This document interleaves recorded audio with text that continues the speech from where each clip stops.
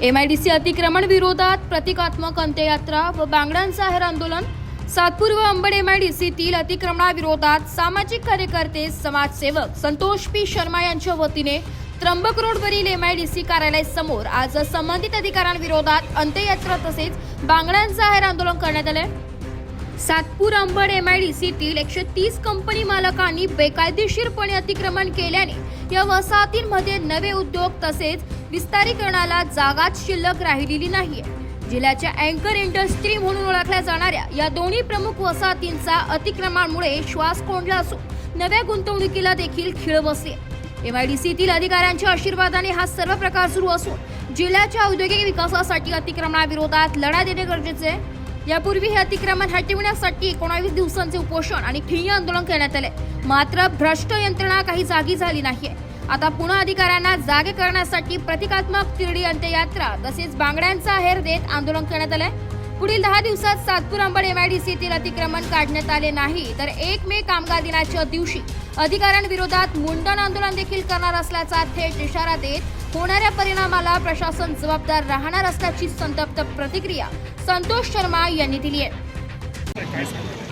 याच्यामध्ये आपल्याला फक्त त्यांनी एक मोठं आश्वासन दिलेलं होतं, 1-1.5 महिन्याच्यासाठी आम्हाला वेळ द्या।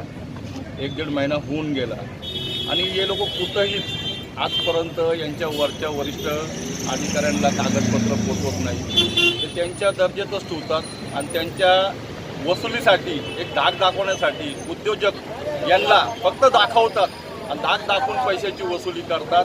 त्यासाठी आपल्या अतिक्रमण काढण्यासाठी यांनी कुठलाही अजूनपर्यंत पर्याय काढलेला नाही। कुठल्याही कारखान्यामध्ये जाण्यासाठी ॲम्ब्युलन्स, फायर ब्रिगेड जीवहानीसाठी सोडलेला जो मार्जिन पेस असतो तो सोडलेला नाही आहे। टोटल हा आशीर्वादाने सगळा पॅक केलेला आहे। अशा MIDCतल्या किती कंपन्या आहेत? 130 कंपन्या आहे।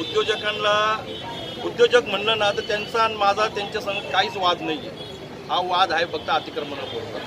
अतिक्रमण त्यांनी काढावं, स्वतःहून काढलं तरी त्याची आनंदाची गोष्ट आहे। त्यांनी स्वतःहून काढलं तरी या भ्रष्ट अधिकाऱ्यांना 1 रुपया त्यांना द्यायची गरज नाही। आता उद्योजक आणि अधिकारी काही संगमतानेच सगळं चालू आहे, यांची संगमतानेच गाठ चालू आहे। त्यांच्याकडं जागा अवेलेबल नाही असं सांगून सगळा हा कारभार चालू आहे। या आंदोलनानंतर देखील अतिक्रमण जर काढलं नाही तर पुढचं पावित्र्य काय असणार आहे? महाराष्ट्र दिनाच्या दिवशी मी मुंडन आंदोलन करणार आहे।